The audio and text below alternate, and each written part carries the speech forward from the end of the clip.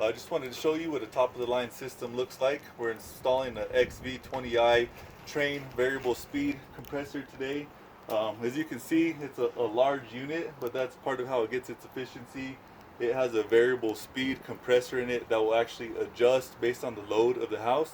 So on a really hot day like today, that thing's going to really be pumping.